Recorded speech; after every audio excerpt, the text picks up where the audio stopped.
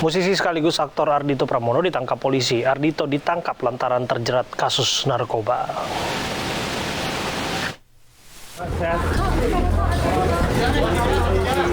Kasih jalan.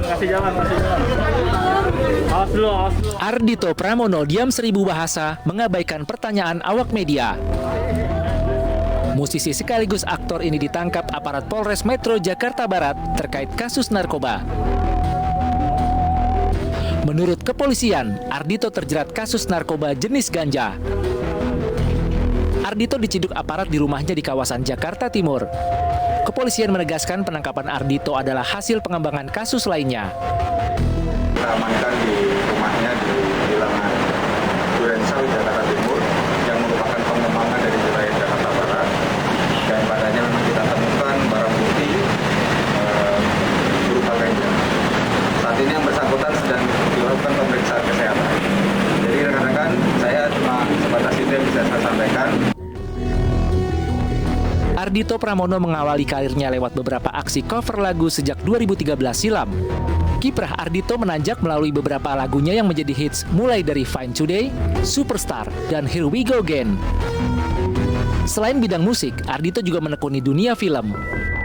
Nanti kita cerita tentang Hari Ini, menjadi salah satu film yang Ardhito bintangi. Untuk kesekian kalinya pesohor tanah air terjerat narkotika, kita akan bahas bersama dengan pengamat sosial Devi Rahmawati. Assalamualaikum, selamat malam Mbak Devi. Waalaikumsalam Mas, selamat malam. Iya, nggak habis-habis kita perbincangkan mengenai artis yang terjerat narkoba lagi dan lagi. Kalau menurut Anda apa persoalan yang belum tuntas? Ya, pertama, kasus ini tentu saja menjadi alarm bagi kita semua bahwa lagi-lagi narkoba akan mengincar dua hal yang utama targetnya, yaitu orang muda dan berpenghasilan. Kenapa? Kalau muda sudah semakin mudah menggunakan narkoba, maka bagi para penjual barang haram tersebut ini akan menguntungkan. Artinya peluang masa pakainya akan jauh lebih panjang. Dan yang kedua, jelas ini adalah bisnis, sehingga mereka tentu membutuhkan orang yang memiliki kemampuan. Nah, perihal penggunaan narkoba, kita tahu data-data dari BNN menunjukkan tidak pernah merujuk pada satu profesi tertentu. Artinya, bukan berarti kemudian artis menjadi satu-satunya profesi yang dekat dengan narkoba. Karena narkoba itu tidak pandang artis, suku, agama, ras, dan sebagainya. Tidak sama sekali. Karena kepentingan mereka adalah uang. Ini bisnis haram yang memang bisnis bawah tanah yang memang sangat menguntungkan di seluruh dunia. Nah, terkait hal ini, kita perlu sadari bahwa jerat narkoba ini menggunakan berbagai tipu daya. Banyak yang kemudian tidak langsung menjualnya dengan menggunakan kata-kata narkoba. Mereka biasanya ada juga yang membungkusnya dengan misalnya menjanjikan sesuatu yang sesuai dengan keinginan. Misalnya apa? Kita ingin sehat, kita ingin langsing, kita ingin lebih baik. Nah, kata-kata itu yang kemudian mereka tawarkan. Nah, ini yang perlu kita waspadai terkait dengan kasus yang belakangan ini terjadi. Mbak Devi, bagaimanapun kan sosok yang disorot publik seperti Ardhito ataupun beberapa nama artis belakangan yang terjerat narkoba ini adalah role model, setidaknya bagi fansnya gitu ya.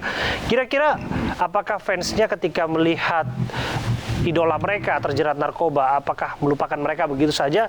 Jangan-jangan mereka malah memberikan simpati dan memberikan dukungan yang mana orang akan melihat nggak ada efek jerah di sana.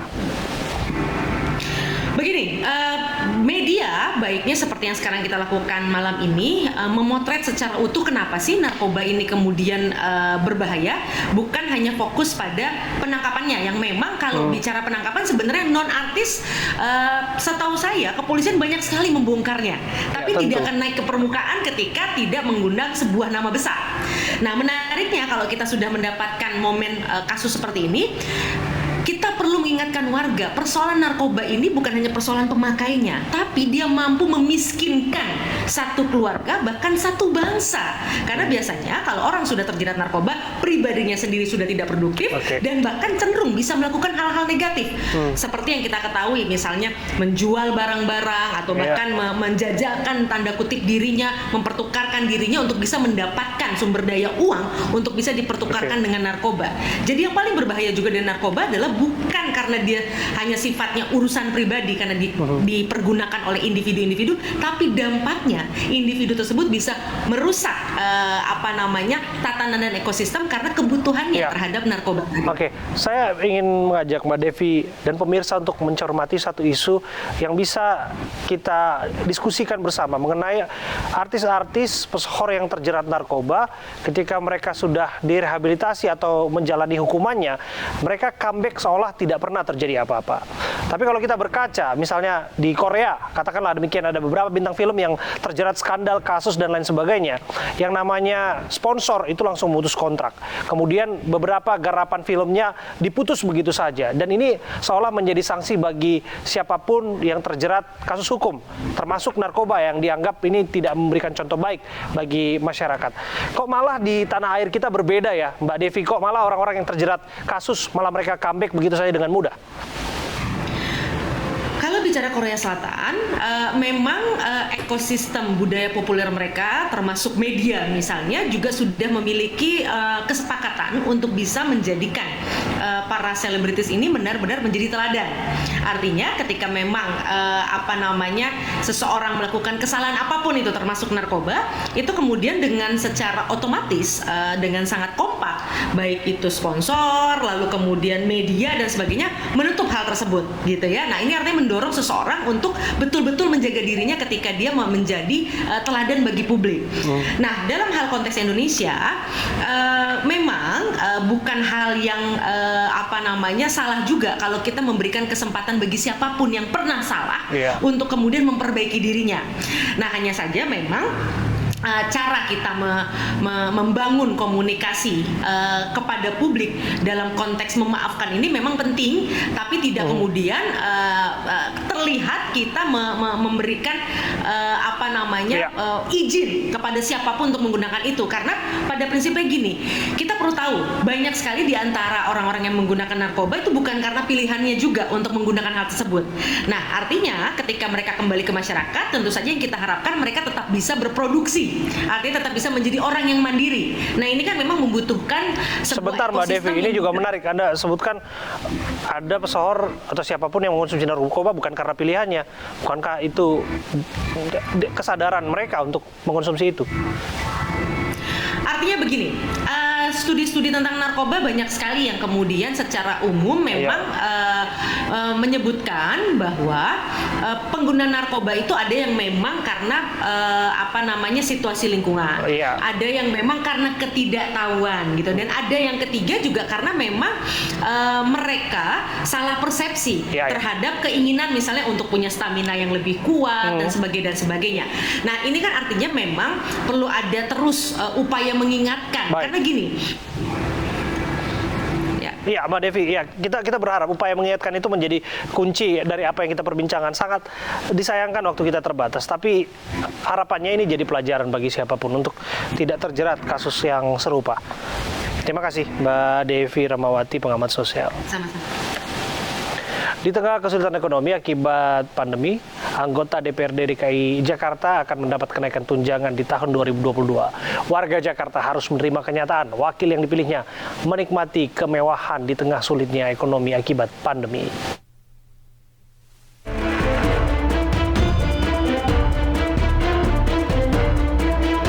Tahun 2022 menjadi tahun yang menggembirakan bagi anggota DPRD DKI Jakarta. Betapa tidak, Kementerian Dalam Negeri memberikan catatan rencana kenaikan besaran tunjangan bagi anggota DPRD DKI Jakarta. Total pertambahan bagi beberapa tunjangan yang diberikan sebesar Rp26.425.780.000. Rencana kenaikan tersebut dikatakan sesuai dengan aturan pemerintah pusat dan didasarkan pada asas kewajaran dan kepatutan. Kenaikan tunjangan yang didapat anggota DPRD DKI Jakarta diantaranya mulai dari tunjangan komunikasi, tunjangan reses, hingga tunjangan perumahan dengan angka yang cukup fantastis.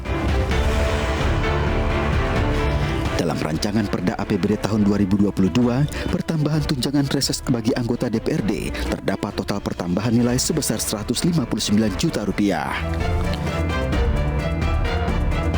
tunjangan perumahan alami pertambahan sebesar 25.440 juta. Perubahan nilai tunjangan juga terjadi pada tunjangan komunikasi yang bertambah menjadi 636 juta rupiah. Dari serangkaian penambahan nilai tunjangan tersebut, diketahui gaji anggota DPRD mulai tahun 2022 ini per bulannya sebesar Rp139.323.000. Penambahan nilai tunjangan anggota legislatif tersebut dianggap tidak menyalahi aturan hukum dan telah final sesuai dengan rekomendasi evaluasi Raperda DKI Jakarta tahun 2022. Tak hanya menggiurkan, di tengah kesulitan ekonomi masyarakat akibat pandemi COVID, warga Jakarta harus menerima kenyataan bahwa wakilnya yang duduk di kursi DPRD DKI harus menikmati kemewahan di tengah sulitnya ekonomi akibat pandemi.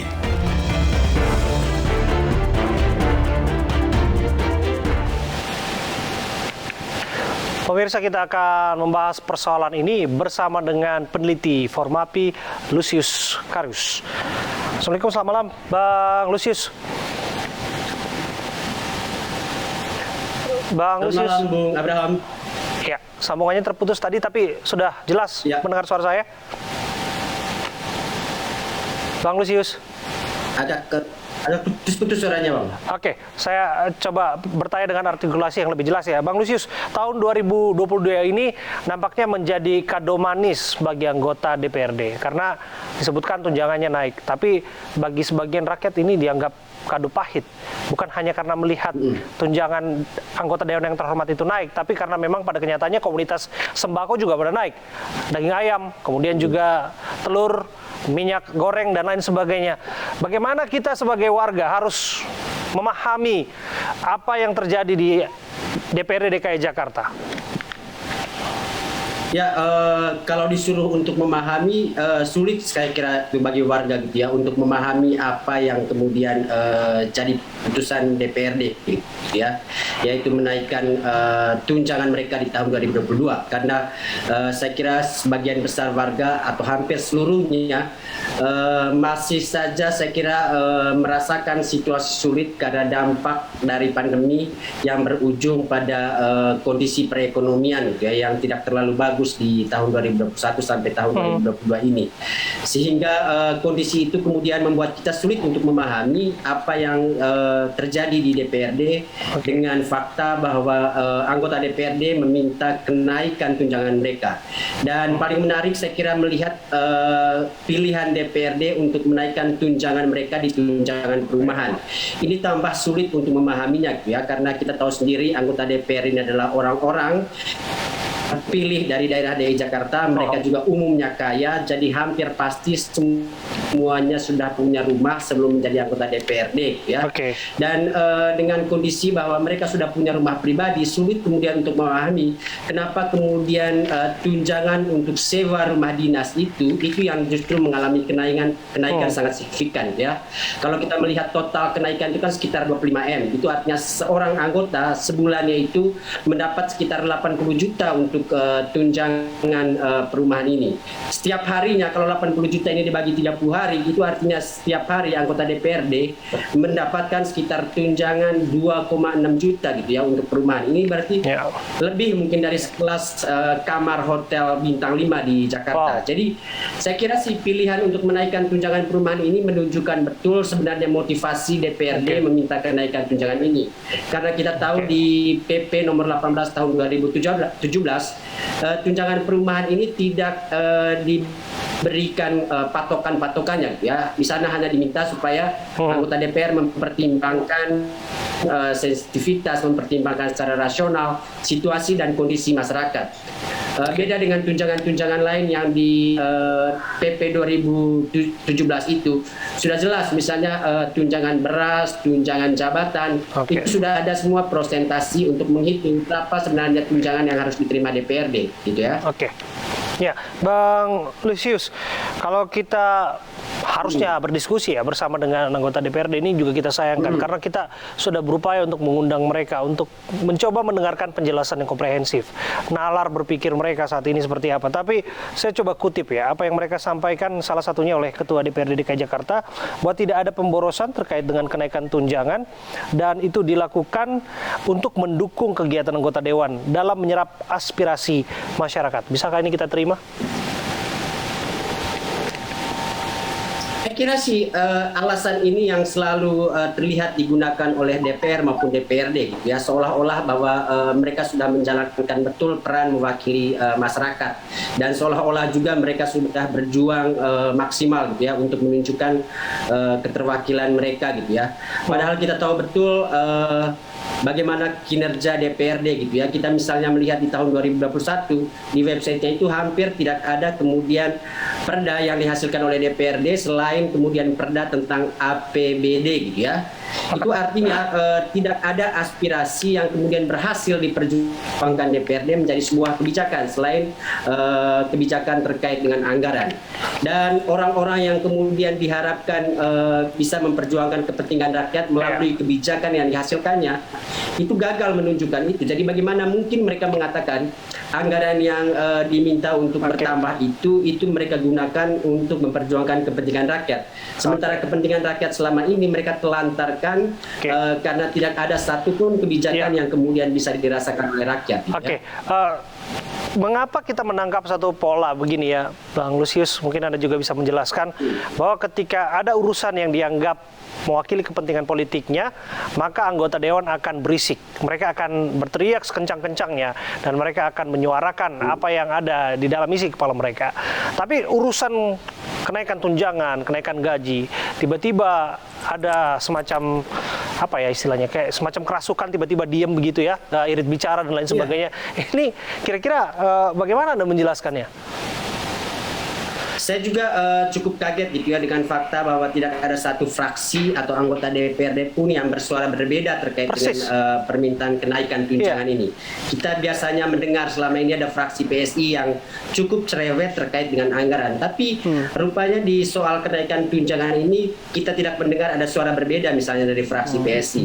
Ini mau mengatakan bahwa mereka sesungguhnya punya kepentingan yang sama terkait dengan penambahan pundi-pundi gitu ya untuk kepentingan politik mereka. Dan kita tahu betul sebentar lagi pemilu 2024 ada kebutuhan anggota DPRD untuk memastikan persiapan pemilu 2024 dengan modal yang cukup memadai.